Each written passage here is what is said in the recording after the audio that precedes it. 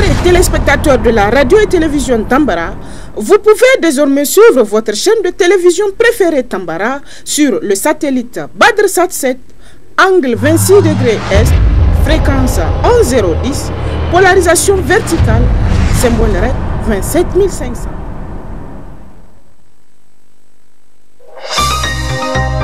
Suivez le journal avec STM Transport Voyageurs, une nouvelle façon de voyager.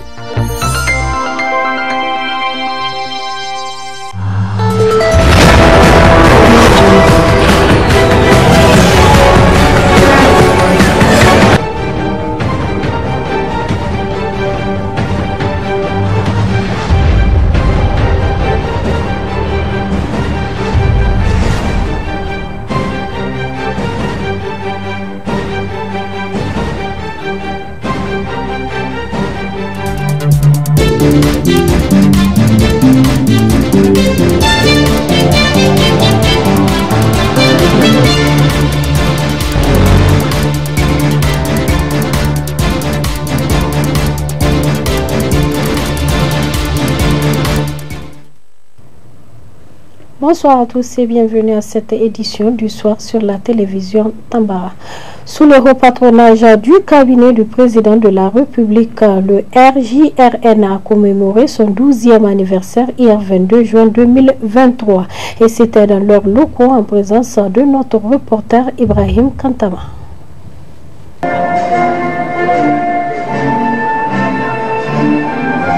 Cette cérémonie marque la commémoration du 12e anniversaire du Rassemblement des jeunes pour la renaissance du Niger créé en 2011, une organisation apolitique qui œuvre pour la démocratie. Janvier 2011, janvier 2023, cela fait 12 ans, jour pour jour, que le Rassemblement des jeunes pour la renaissance du Niger, RJRN, a vu le jour. Faut-il le rappeler, le RJRN est une organisation apolitique, à but non lucratif et non confessionnel, qui a pour ambition principale d'œuvrer aux côtés des forces progressistes pour le développement économique, social et culturel du Niger. Pour ce faire, cette organisation a toujours œuvré depuis sa création au rayonnement de la démocratie, de l'état de droit, de la bonne gouvernance et du développement économique, social et culturel de notre pays, à travers la participation au grand débat sur le sujet marquant la situation socio-politique, économique et sécuritaire nationale et internationale. En termes de perspective, le RJRN poursuivra la mise en place des antennes régionales, départementales et communales sur toute l'étendue du territoire national. Dans la même foulée, mettra un accent sur le renforcement des capacités des animateurs de dites structures. Notre devise, fraternité, travail, progrès, nous invite à travailler ensemble pour la construction du pays. Lance un appel pressant à toute la jeunesse nigérienne et au-delà d'accompagner nos dirigeants en général et le président de la République du Niger en particulier dans ce processus de l'instauration de la paix au Sahel et dans cette légitime lutte contre le terrorisme où il se trouve. Une occasion saisie par Maman Wada, le porte-parole des organisations de la société civile qui œuvrent pour le RJRN pour encourager les efforts de cette structure pour faire rayonner le pays. Le thème choisi cette année pour la commémoration du 12e anniversaire, c'est un choix qui est d'une longue réflexion, dans la mesure où, quand on essaie aujourd'hui la lutte contre le terrorisme, c'est une lutte que notre pays, que l'État du Niger déploie d'énormes moyens matériels, humains, financiers, donc pour juguler la question du terrorisme au Niger. Et le RJRN a choisi la cohésion sociale, la culture sociale, la paix et la stabilité sociale qui est le thème central de la commémoration du 12e anniversaire. J'encourage l'ensemble des personnes qui animent cette structure de rester soudées, d'accompagner les premiers responsables de cette structure pour le rayonnement de cette structure, par là même entendre le rayonnement de notre cher pays, le Niger. Plusieurs témoignages de remerciements ont été décernés aux structures et personnes qui accompagnent cette organisation du Rassemblement des jeunes pour la renaissance du Niger, et c'était le moment solennel pour immortaliser la cérémonie de cette année.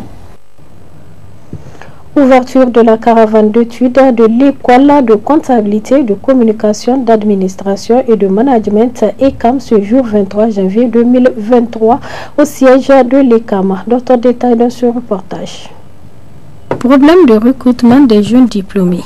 C'est le thème retenu pour cette caravane d'études de l'école de comptabilité, de communication, d'administration et de management ECAM. Une activité visant à mobiliser l'ensemble des personnels et étudiants de l'école pendant une semaine afin de participer à plusieurs activités entrant dans le cadre de l'éducation. Tout le personnel ainsi que tous les élèves et étudiants de l'ECAM sont ici présents pour effectuer cette activité de salubrité. C'est une activité qui se fait en prélude au fait de la caravane d'études organisée chaque année par l'ECAM. La caravane d'études au fait, c'est une activité au cours de laquelle on prend toute une semaine. Et toute cette semaine durant, on prend l'ensemble des élèves et étudiants de l'ECAM afin qu'ils puissent participer à des visites d'entreprise. Et aussi on organise des séminaires de formation et aussi d'activités rentrant dans le cadre de leur bonne éducation. En ce qui concerne l'itinéraire, nous avons jugé utile de commencer d'abord par l'interne au fait de l'école, parce que vous ne pouvez pas vous permettre de balayer la devanture tandis que l'intérieur est sale. Donc on a commencé par l'intérieur de l'école. Juste après ça, nous sommes décidés de sortir pour balayer la devanture de l'école. Et pourquoi ne pas essayer d'aller même dans les autres ménages qui sont voisinants à l'école. Après le siège, on va attaquer les deux annexes qui ne sont pas loin. Il y aura le lancement officiel demain mardi 24 à partir de 16h ici même à la devanture de l'école. Juste après ça, s'ensuit des visites d'entreprise. Juste après les visites d'entreprise, il y aura aussi des séminaires de formation à l'endroit de tous les élèves et étudiants. Il ne faut pas aussi oublier le thème de cette année, ce problème de recrutement des jeunes diplômés.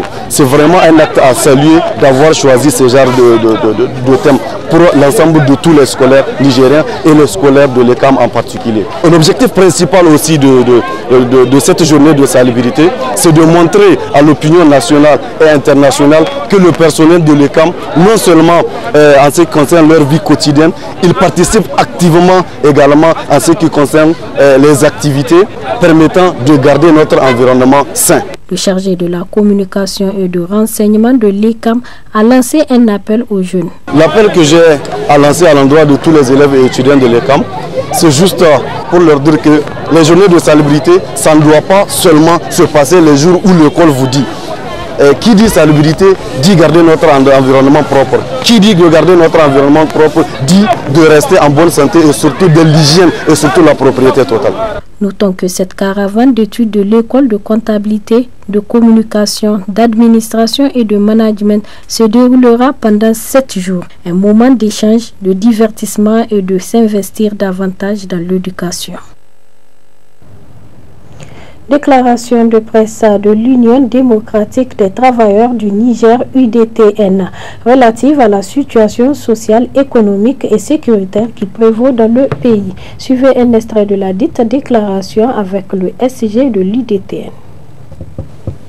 Au plan social, l'Union démocratique des travailleurs du Niger est sidérée que malgré l'incessant appel qu'elle n'a cessé de faire par rapport à la mise en application des protocoles d'accord signés entre le gouvernement et le central syndical, le gouvernement de la 7e République continue d'observer un mutisme total.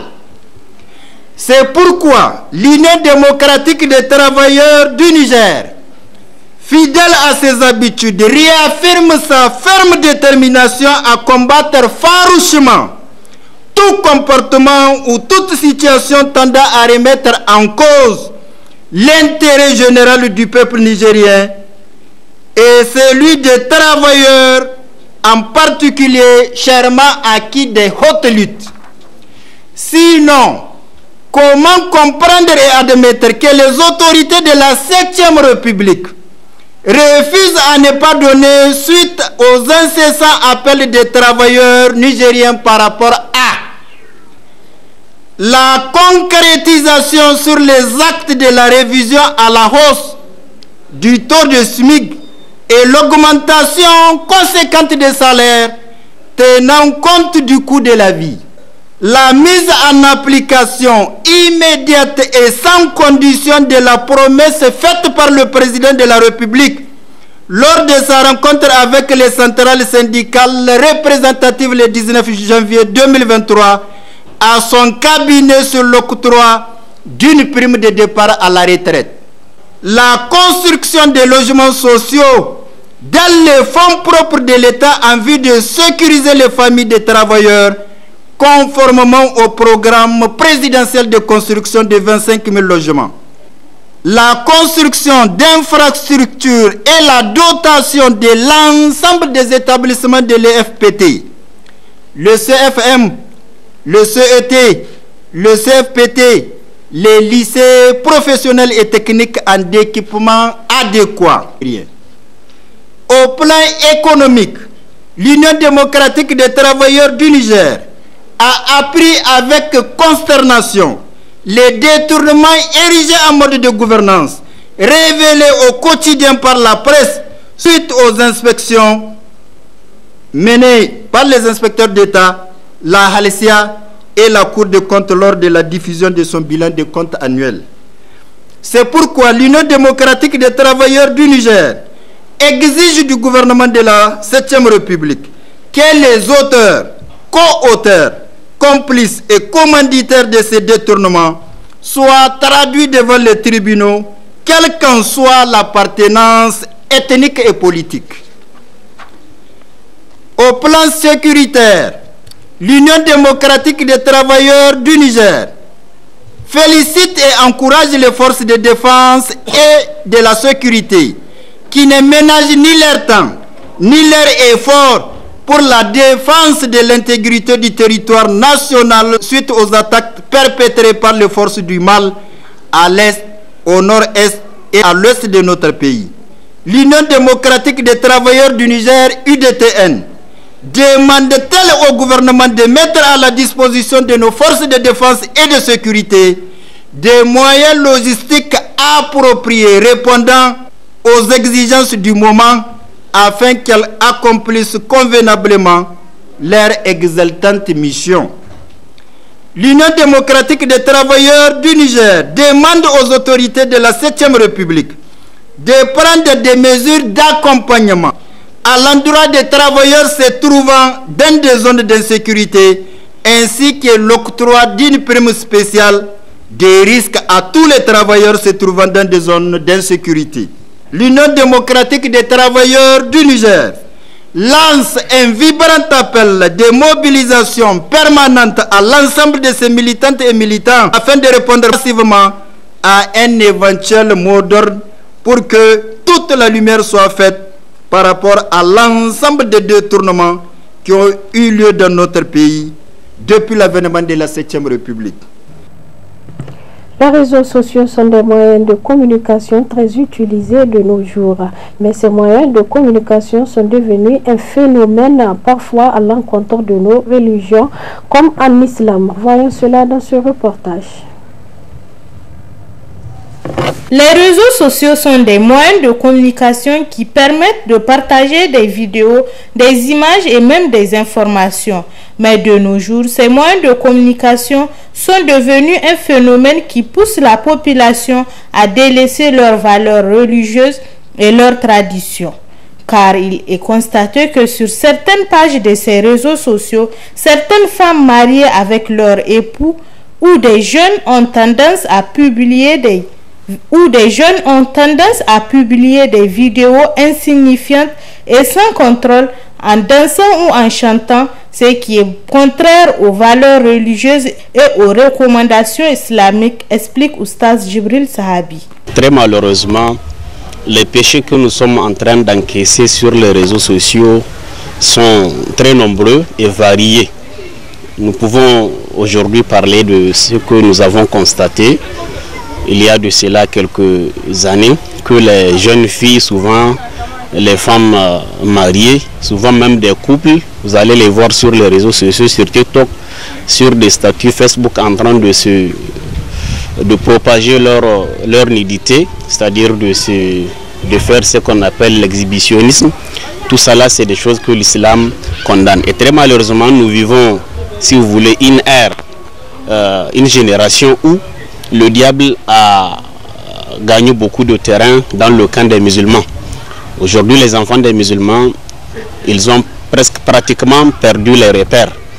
Ce que les jeunes filles, femmes, souvent même des couples font sur ces réseaux-là, il faut dire que l'islam le condamne en intégralité. Pourquoi? Parce que nous sommes une Oumma islamique, une communauté musulmane.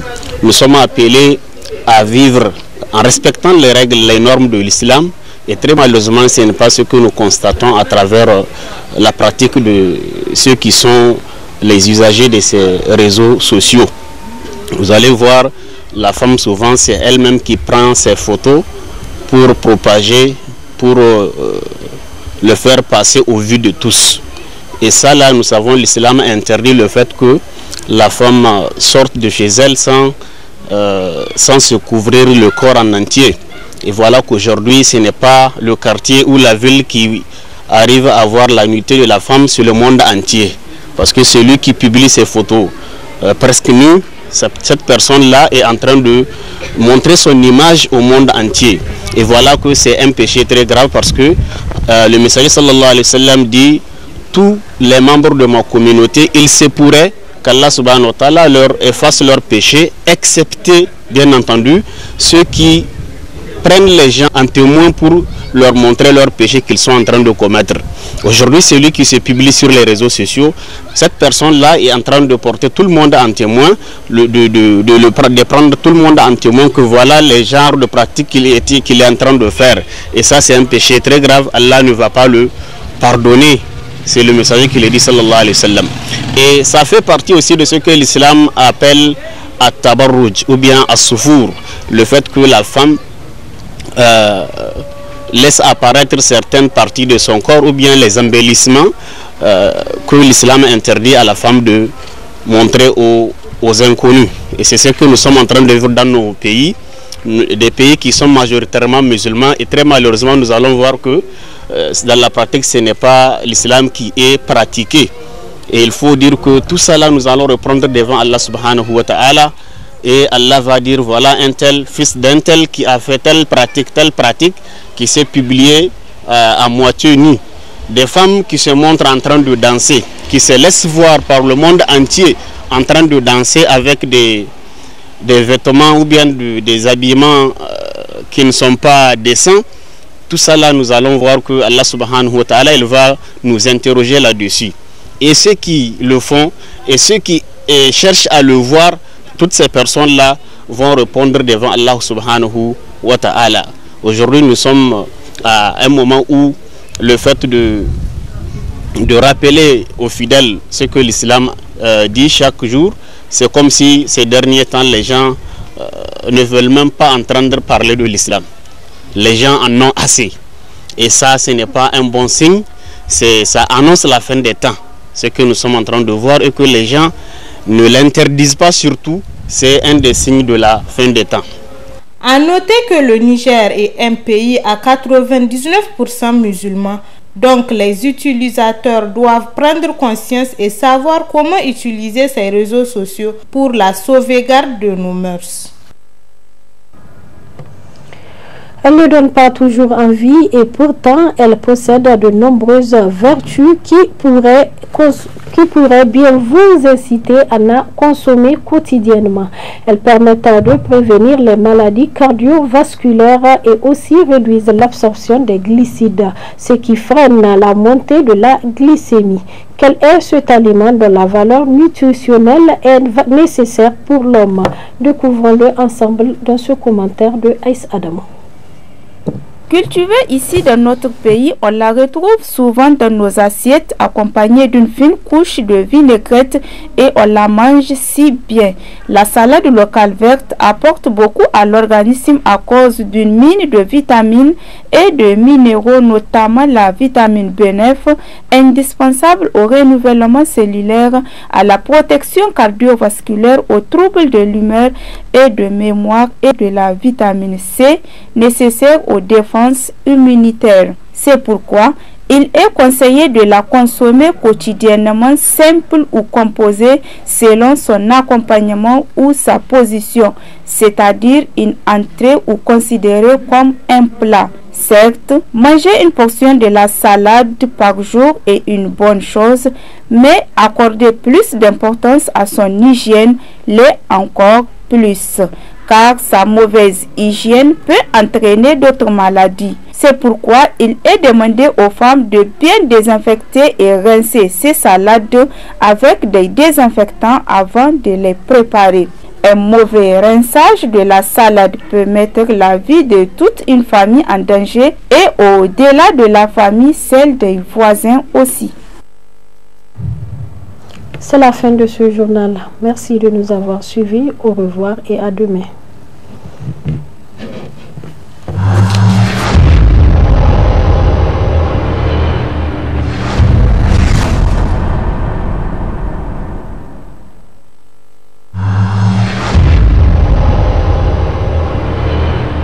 Chers auditeurs et téléspectateurs de la radio et télévision Tambara, vous pouvez désormais suivre votre chaîne de télévision préférée Tambara sur le satellite BadrSat 7, angle 26 degrés Est, fréquence 11010, polarisation verticale, symbole RED 27500.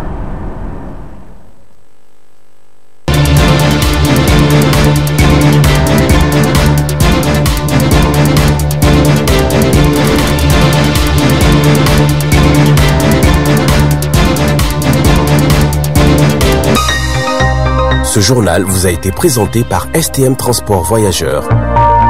Une nouvelle façon de voyager.